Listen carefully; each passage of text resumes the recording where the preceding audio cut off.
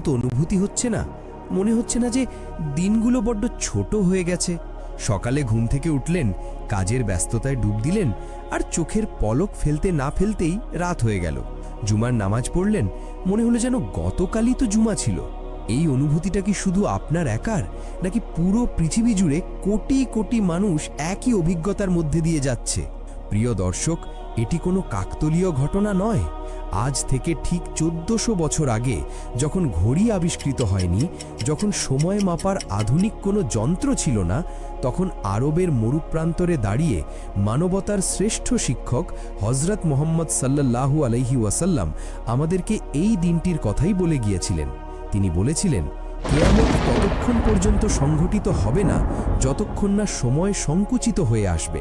তখন বছর হবে মাসের মতো, মাস হবে সপ্তাহের মতো, সপ্তাহ হবে দিনের মতো, আর দিন হবে আগুন জ্বালানোর পর তা নিভে যেতে যতটুকু সময় লাগে ঠিক ততটুকু সময়ের মতো।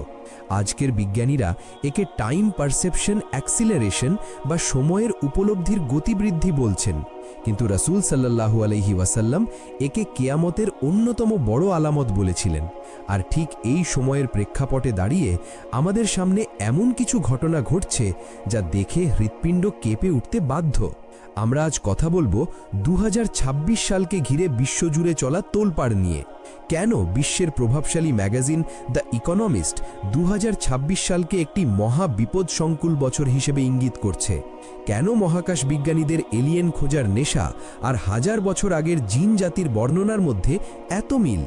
আর কেনই বা ফোরাত নদীর পানি শুকিয়ে যাওয়ার সাথে সাথে মধ্যপ্রাচ্যে যুদ্ধের দামামা বাজছে? আজকের ভিডিওতে আমরা বিজ্ঞানের ল্যাবরেটরি থেকে শুরু করে 1400 বছর আগের হাদিসের পাতা পর্যন্ত ভ্রমণ করব। আমরা উন্মোচন করব এমন কিছু সত্য যা শোনার পর আপনি আর পৃথিবীকে আগের মতো দেখতে পারবেন না। তৈরি তো? তবে চলুন সত্যের গভীরে প্রবেশ করি। শুরুতেই চলুন সমাধান করা যাক আধুনিক বিশ্বের সবচেয়ে বড় রহস্যের, এলিয়েন বা ভিন গ্রহের প্রাণী। নাসা, পেন্টাগন, এমনকি হলিউডের সিনেমা সবাই আমাদের শেখাচ্ছে যে আকাশের ওই নক্ষত্রগুলোর ওপারে আমাদের চেয়েও উন্নত কোনো সভ্যতা আছে। তারা হয়তো একদিন পৃথিবীতে আসবে তাদের স্পেসশিপ বা ইউএফও নিয়ে। কিন্তু একটু দাঁড়ান, আধুনিক বিজ্ঞান যেটাকে মাল্টি ডাইমেনশনাল বিইং বা বহুমাত্রিক সত্তা বলছে, ইসলাম কি 1400 বছর আগেই তাদের পরিচয় আমাদের দেয়নি? পবিত্র কুরআনে আল্লাহ রাব্বুল আলামিন একটি পূর্ণাঙ্গ সূরাই নাজিল করেছেন, যার নাম সূরা আল জিন। আল্লাহ বলেন, আর মানুষের মধ্য থেকে কিছু লোক জিনদের আশ্রয় নিত, ফলে জিনরা মানুষের অহংকার ও বিভ্রান্তি আরও বাড়িয়ে দিত। শাইখুল আকবর ইবনে আরবি এবং ইমাম গাজ্জালির মতো আধ্যাত্মিক বিজ্ঞানীদের মতে, শেষ জামানায় দাজ্জাল তার ক্ষমতা প্রদর্শনের জন্য এই জিন জাতিকে ব্যবহার করবে। আধুনিক যুগের ইউএফও বা আনআইডেন্টিফাইড ফ্লাইং অবজেক্ট, এগুলো কি সত্যিই ভিন গ্রহের যান, নাকি এগুলো জিনদের এক ধরনের ইলিউশন বা মায়াজাল? হাদিসে এসেছে, দাজ্জাল যখন আত্মপ্রকাশ করবে সে মৃত মানুষকে জীবিত করে দেখাবে। সে এক বেদুইনকে বলবে, আমি যদি তোমার মৃত বাবা মাকে জীবিত করতে পারি তবে কি তুমি বিশ্বাস করবে আমিই তোমার রব? সে বলবে হ্যাঁ। তখন দুজন শয়তান বা জিন তার বাবা ও মায়ের রূপ ধরে তার সামনে আসবে। চিন্তা করুন 2026 বা তার পরবর্তী সময়ের কথা। বিজ্ঞান যখন হলোগ্রাম এবং প্রজেক্ট ব্লু বিমের মতো প্রযুক্তি দিয়ে আকাশে বিশাল সব দৃশ্য তৈরি করবে, আর তার সাথে যুক্ত হবে জিনদের শেপ হিফটিং বা রূপ বদলানোর ক্ষমতা, তখন সাধারণ মানুষের ঈমান রাখা কতটা কঠিন হবে। আজ যাদের আমরা এলিয়েন ভেবে কৌতূহলী হচ্ছি, হতে পারে তারাই দাজ্জালের সেই গোপন সেনাবাহিনী যারা হাজার বছর ধরে অপেক্ষা করছে তাদের নেতার আদেশের জন্য। ইবনে আরবি বলেছিলেন, জিনরা বাতাসের বেগে চলতে পারে এবং তারা মানুষের চিন্তায় প্রভাব ফেলতে পারে। আজকের যুগে সাইকোলজিক্যাল ম্যানিপুলেশন বা মানুষের মগজ ধোলাই করার যে প্রক্রিয়া চলছে, তার পেছনেও কি এই অদৃশ্য শক্তির হাত নেই? এবার দৃষ্টি ফেরাই বর্তমান বিশ্বের জিওপলিটিক্স বা ভূ রাজনীতির দিকে। দি ইকোনমিস্ট বিশ্বের অন্যতম প্রভাবশালী ম্যাগাজিন, যাদের কভার পেজকে বলা হয় ভবিষ্যতের আয়না। অনেকে মনে করেন এই ম্যাগাজিনের কভারে গ্লোবাল ইলিটরা তাদের পরবর্তী এজেন্ডা বা পরিকল্পনার ইঙ্গিত দিয়ে রাখে। তাদের 2026 সালের কভারটি লক্ষ্য করুন। মাঝখানে একটি বিশাল জন্মদিনের কেক, যার ওপর লেখা 250। এটি মূলত আমেরিকার স্বাধীনতার 250 বছর পূর্তির ইঙ্গিত। আপাত দৃষ্টিতে মনে হতে পারে এটি একটি আনন্দের সংবাদ, কিন্তু কেকের চারপাশের প্রতীকগুলো কি আনন্দের কথা বলছে? মোটেও না। প্রথমত, স্যাটেলাইট ও মহাকাশ যুদ্ধ। কভারে দেখা যাচ্ছে স্যাটেলাইট থেকে সিগন্যাল আসছে। এটি কি আগামী দিনের স্পেস ওয়ার বা মহাকাশ যুদ্ধের ইঙ্গিত? আধুনিক সমরাস্ত্র বিশেষজ্ঞরা বলছেন আগামী বিশ্বযুদ্ধ মাটিতে হবে না, হবে আকাশে। স্যাটেলাইট ধ্বংস করে দিয়ে পুরো পৃথিবীকে ইন্টারনেট ও যোগাযোগ বিচ্ছিন্ন করে দেওয়া হতে পারে। একে বলা হয় ডিজিটাল ব্ল্যাকআউট। দ্বিতীয়ত, ওষুধ ও সিরিঞ্জ। কেকের পাশে ছড়িয়ে ছিটিয়ে আছে পিল বা ওষুধ এবং সিরিঞ্জ। 2026 সালে কি আমরা নতুন কোনো মহামারীর মুখোমুখি হতে যাচ্ছি, নাকি বায়োটেকনোলজি বা জৈব প্রযুক্তির মাধ্যমে মানুষের শরীরকে নিয়ন্ত্রণ করার কোনো গভীর ষড়যন্ত্র চলছে? রাসূল সাল্লাল্লাহু আলাইহি ওয়াসাল্লাম মহামারীকে কেয়ামতের আলামত হিসেবে উল্লেখ করেছেন। তৃতীয়ত, মস্তিষ্ক নিয়ন্ত্রণ বা মাইন্ড কন্ট্রোল। সবচেয়ে ভয়াবহ চিত্রটি হল একটি মানুষের মস্তিষ্কের সাথে তার দিয়ে গেম কন্ট্রোলার যুক্ত করা। এটি সরাসরি ইঙ্গিত দিচ্ছে নিউরো টেকনোলজির দিকে। ইলন মাস্কের নিউরালিঙ্ক বা ব্রেন চিপের কথা আমরা জানি। ইকোনমিস্ট কি আমাদের বলতে চাইছে যে 2026 সাল নাগাদ মানুষের স্বাধীন চিন্তাশক্তি বলে আর কিছু থাকবে না? মানুষকে ভিডিও গেমের চরিত্রের মতো রিমোট কন্ট্রোলে নিয়ন্ত্রণ করা হবে? ইবনে খালদুন বলেছিলেন, সমাজ যখন বিলাসী হয় তখন তাদের পতন শুরু হয়। আমেরিকার 250 বছর পূর্তি কি তাদের সর্বোচ্চ ক্ষমতার চূড়া, নাকি রোমান সাম্রাজ্যের মতো তাদের পতনের শুরু? কেকের মোড়কে আসলে এটি একটি বিদায় সংবর্ধনা, পুরনো বিশ্ব ব্যবস্থার বিদায় এবং দাজ্জালি নিউ ওয়ার্ল্ড অর্ডারের আগমন। 1400 বছর আগে মরুভূমির বালিতে বসে সাহাবীরা যখন নবীজি সাল্লাল্লাহু আলাইহি ওয়াসাল্লামের মুখে এই হাদিসটি শুনছিলেন, তখন তারা হয়তো বিস্ময়ে একে অপরের দিকে তাকাচ্ছিলেন। নবীজি বলেছিলেন, সেই সত্তার শপথ যার হাতে আমার প্রাণ, কেয়ামত ততক্ষণ পর্যন্ত হবে না যতক্ষণ না মানুষের সাথে তার চাবুকের অগ্রভাগ ও জুতার ফিতা কথা বলবে এবং তার উরু তাকে জানিয়ে দেবে তার অনুপস্থিতিতে তার পরিবার কি করছে। ভাবুন তো, চাবুক বা জুতার ফিতা আবার কথা বলে নাকি? কিন্তু আজ আপনার হাতের দিকে তাকান। আপনি যে স্মার্টফোনটি দিন-রাত আঁকড়ে ধরে আছেন, এটি কি আধুনিক যুগের চাবুক নয়? একসময় চাবুক দিয়ে ঘোড়াকে নিয়ন্ত্রণ করা হতো, আর আজ এই ডিভাইসটি আপনাকে নিয়ন্ত্রণ করছে। এটি কি আপনার সাথে কথা বলছে না?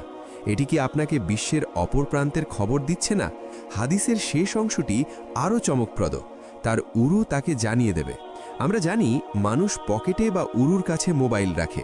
আপনি যখন বাড়ির বাইরে থাকেন, আপনার স্মার্টফোনের ক্যামেরা বা মাইক্রোফোন হ্যাক করে অথবা সোশ্যাল মিডিয়ার মাধ্যমে আপনি জানতে পারছেন আপনার ঘরে কি হচ্ছে। আজকের আর্টিফিশিয়াল ইন্টেলিজেন্স বা এআই জড় বস্তুর মধ্যে প্রাণ সঞ্চার করছে। চ্যাট জিপিটি বা সিরির মতো ভয়েস অ্যাসিস্ট্যান্টগুলোর দিকে তাকান। এরা জড় বস্তু, অথচ মানুষের মতো বুদ্ধিমত্তা দিয়ে কথা বলছে। আমরা কি তবে সেই যুগে প্রবেশ করেছি, যেই যুগের সতর্কবার্তা আমাদের প্রিয় নবী সাল্লাল্লাহু আলাইহি ওয়াসাল্লাম দিয়ে গিয়েছিলেন? এবার চলুন মধ্যপ্রাচ্যে। ইসলামের ইতিহাসের অনেক বড় বড় ঘটনার সাক্ষী এই ফোরাত নদী বা ইউফ্রেটিস রিভার। হাদিসে এই নদী নিয়ে অত্যন্ত ভয়ঙ্কর এক ভবিষ্যৎবাণী রয়েছে। রাসূলুল্লাহ সাল্লাল্লাহু আলাইহি ওয়াসাল্লাম বলেছেন, অচিরেই ফোরাত নদী তার স্বর্ণের ভাণ্ডার উন্মোচন করবে। তখন মানুষ তা নিয়ে লড়াই করবে। প্রতি 100 জনের মধ্যে 99 জন মারা যাবে।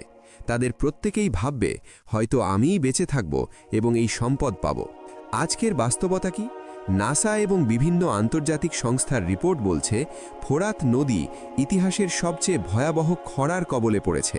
পানির স্তর নিচে নেমে যাচ্ছে। প্রত্নতাত্ত্বিকরা বলছেন, এই নদীর নিচে প্রাচীন সভ্যতার অনেক নিদর্শন চাপা পড়ে আছে। কিন্তু স্বর্ণের পাহাড় কি আক্ষরিক অর্থেই সোনা, নাকি এটি কালো সোনা বা তেল? অথবা পানির অভাবে যখন পানি সোনার চেয়ে দামি হয়ে যাবে, তখন সেই পানির অধিকার নিয়ে যুদ্ধ? অনেক মুহাদ্দিস মনে করেন এটি আক্ষরিক অর্থেই স্বর্ণ হবে।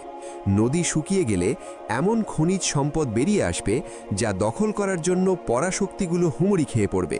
2026 সালের দিকে তাকালে আমরা দেখি মধ্যপ্রাচ্যের রাজনৈতিক অস্থিরতা তুঙ্গে। ইসরায়েল, ইরান, তুরস্ক এবং আমেরিকার স্বার্থের সংঘাত সবকিছুই যেন সেই মহাযুদ্ধ বা মালহাম্মাতুল কুবরার দিকেই ইঙ্গিত করছে। নবীজি আমাদের সতর্ক করেছেন, যে ব্যক্তি ওই সময়ে উপস্থিত থাকবে সে যেন ওই সম্পদ থেকে কিছুই গ্রহণ না করে, কারণ ওই সম্পদ হবে ফিতনা, যা মানুষের ঈমান ও প্রাণ দুটোই কেড়ে নেবে। ইসলামিক আধ্যাত্মিক জগতের অন্যতম রহস্য পুরুষ শায়েখ মহিউদ্দিন ইবনে আরাবি তার সাজারাতুল নোমানিয়া সহ বিভিন্ন গ্রন্থে তিনি নক্ষত্রের অবস্থান এবং সময়ের চক্র নিয়ে কিছু গূঢ় ইঙ্গিত দিয়েছেন। যদিও গায়েবের খবর একমাত্র আল্লাহ জানেন, তবুও ইবনে আরাবির গবেষণা অনেক সময় ইতিহাসের অনেক ঘটনার সাথে মিলে গেছে। আধুনিক গবেষকরা তার লেখা বিশ্লেষণ করে 2026 সালকে একটি অত্যন্ত সংকটপূর্ণ সময় হিসেবে চিহ্নিত করছেন। ইবনে আরাবির ইশারা অনুযায়ী এই বছরগুলোতে বাতাস প্রবল হবে এবং গবাদি পশু বা বাহনগুলোর মৃত্যু ঘটবে। প্রথমত, বাতাসের প্রাবল্য। এটি কি প্রকৃত ঘূর্ণিঝড় বা তুফান, নাকি বাতাস দিয়ে তিনি এমন কোনো ভাইরাস বা তেজস্ক্রিয়তার কথা বুঝিয়েছেন যা বাতাসের মাধ্যমে ছড়ায়? 2025-26-এ সোলার স্টর্ম বা সৌর, যা পৃথিবীর যোগাযোগ ব্যবস্থা ধ্বংস করে দিতে পারে। দ্বিতীয়ত, বাহনের মৃত্যু। প্রাচীনকালে বাহন ছিল গবাদি পশু, আর আধুনিক যুগের বাহন হল গাড়ি, বিমান, ট্রেন। জ্বালানি সংকট বা সাইবার অ্যাটাকের কারণে যদি বিশ্বজুড়ে পরিবহন ব্যবস্থা অচল হয়ে পড়ে, তবে তা হবে আধুনিক যুগের বাহনের মৃত্যু। সাপ্লাই চেন ভেঙে পড়বে, খাদ্যের অভাবে হাহাকার দেখা দেবে। ইবনে আরাবি আরও ইঙ্গিত দিয়েছেন যে শাম দেশে অর্থাৎ সিরিয়া, জর্ডান, ফিলিস্তিন অঞ্চলে বড় ধরনের ফিতনা বা বিপর্যয় দেখা দেবে। বর্তমান পরিস্থিতি কি সেই দিকেই যাচ্ছে না? আমরা প্রায়ই দাজ্জালকে একটি একচোখা দানব হিসেবে কল্পনা করি। হ্যাঁ, সে অবশ্যই আসবে, কিন্তু তার আসার আগে তার সিস্টেম বা ব্যবস্থা পুরো পৃথিবীকে প্রস্তুত করছে। একে বলা হয় দাজ্জালি সিস্টেম। এই সিস্টেমের প্রধান কাজ হল মাইন্ড কন্ট্রোল বা মস্তিষ্ক নিয়ন্ত্রণ। ইমাম গজ্জালি বলেছিলেন, শয়তানের সবচেয়ে বড় প্রতারণা হল সে মানুষকে পাপ কাজ করায়, কিন্তু মানুষ মনে করে সে ভালো কাজই করছে। আজকের অ্যালগোরিদমগুলোর দিকে তাকান। ফেসবুক, ইউটিউব, টিকটক, এরা জানে আপনার দুর্বলতা কি, আপনি কি পছন্দ করেন, কখন আপনি রেগে যান, কখন আপনি আবেগপ্রবণ হন, সব তাদের ডেটাবেসে জমা আছে। 2026 সালে এই প্রযুক্তি আরও নিখুঁত হবে। ইকোনমিস্টের কভারে যে গেম কন্ট্রোলারের ছবি ছিল তা এরই ইঙ্গিত। আপনাকে এমন সব তথ্য বা নিউজ ফিড দেখানো হবে যাতে আপনি নির্দিষ্ট একটি দলকে ঘৃণা করেন অথবা নির্দিষ্ট একটি পণ্য কেনেন। আপনাকে মনে করানো হবে আপনি স্বাধীন, কিন্তু আসলে আপনি একটি অদৃশ্য খাঁচায় বন্দী। দাজ্জাল যখন আসবে সে বলবে, আমার কাছে জান্নাত এবং জাহান্নাম আছে। তার হাতে থাকবে রুটির পাহাড় এবং পানি। আজকের বিশ্বে যারা খাদ্য এবং পানি নিয়ন্ত্রণ করছে তারাই মূলত দাজ্জালের পথ পরিষ্কার করছে। আপনাকে ক্ষুধার্ত রেখে, ভয়ের মধ্যে রেখে তারা চাইবে আপনি তাদের পায়ে মাথা নত করেন। এতক্ষণ ধরে আমরা যা শুনলাম, যুদ্ধ, মহামারী, এলিয়েন, মাইন্ড কন্ট্রোল, এসব শুনে কি আপনি হতাশ, ভয় পাচ্ছেন, বুকটা কি ধড়ফড় করছে? থামুন, গভীর একটা শ্বাস নিন। মনে রাখবেন, আমরা সেই উম্মাত যাদেরকে নিরাশ হতে নিষেধ করা হয়েছে। আল্লাহ পবিত্র কুরআনে বলেছেন, তোমরা হীনবল হয়েও না এবং চিন্তিতও হয়েও না, তোমরাই বিজয়ী হবে যদি তোমরা মুমিন হও। দাজ্জাল যতই শক্তিশালী হোক, তার ক্ষমতা আল্লাহর ক্ষমতার সামনে মাকড়সার জালের চেয়েও দুর্বল। এই কঠিন সময়ে আমাদের কি করতে হবে তার গাইডলাইনও নবীজি সাল্লাল্লাহু আলাইহি ওয়াসাল্লাম দিয়ে গেছেন। 1. সূরা কাহাফের আমল। রাসূল বলেছেন, যে ব্যক্তি সূরা কাহাফের প্রথম 10 আয়াত মুখস্থ করবে সে দাজ্জালের ফিতনা থেকে মুক্ত থাকবে। কেন সূরা কাহাফ? কারণ এই সূরায় বস্তুবাদী জগৎকে চেনার এবং তার ধোঁকা থেকে বাঁচার বাসিরা বা অন্তর্দৃষ্টি দেওয়া হয়েছে। 2. জ্ঞান অর্জন ও যাচাই করা। আল্লাহ বলেছেন, হে মুমিনগণ, যদি কোনো পাপাচারী তোমাদের কাছে কোনো খবর নিয়ে আসে তবে তোমরা তা যাচাই করে নাও। ইন্টারনেটে যা দেখবেন তাই বিশ্বাস করবেন না। ডিপ ফেক প্রযুক্তির এই যুগে চোখের দেখাও মিথ্যা হতে পারে। 3. Digital fasting. মাঝে মধ্যে প্রযুক্তি থেকে দূরে থাকুন। আপনার মস্তিষ্ককে অ্যালগোরিদম মুক্ত রাখুন। জিকির এবং সালাতের মাধ্যমে অন্তরের কানেকশন আল্লাহর সাথে মজবুত করুন। 4. সংঘবদ্ধ থাকা।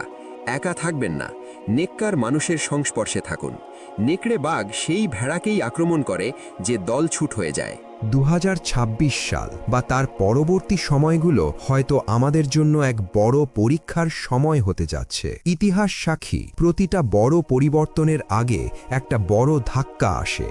রাতের অন্ধকার যখন সবচেয়ে গভীর হয়, ঠিক তখনই বুঝতে হবে ভোর খুব কাছে। দাজ্জালি ফিতনা, ফোরাত নদীর যুদ্ধ কিংবা প্রযুক্তির মায়াজাল, এসবই হল ঈসা আলাইহিসসালাম এবং ইমাম মাহদির আগমনের পূর্ব লক্ষণ। একটি সোনালী যুগ আমাদের জন্য অপেক্ষা করছে, যেখানে পৃথিবী আবার ন্যায় বিচারে ভরে উঠবে। তাই ভয় নয়, প্রস্তুতি নিন, নিজের ঈমানকে মজবুত করুন, আপনার পরিবারকে এই ফিতনা সম্পর্কে সচেতন করুন। এই ভিডিওটি শেয়ার করে আপনার বন্ধু ও আত্মীয়দের সতর্ক করুন। কে জানে, হয়তো আপনার একটি শেয়ারের কারণে কোনো এক ব্যক্তি সত্যের পথ খুঁজে পাবে। আল্লাহ আমাদের সবাইকে দাজ্জালি ফিতনা এবং সময়ের এই কঠিন পরীক্ষা থেকে হেফাজত করুন।